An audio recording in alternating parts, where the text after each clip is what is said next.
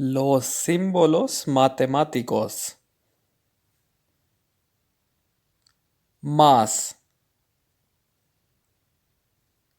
menos, por, igual, dividido. Por ejemplo, 4 más 3 igual a 7.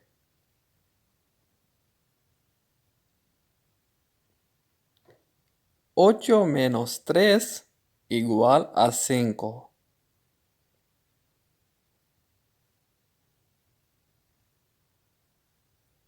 3 por 3 igual a 9.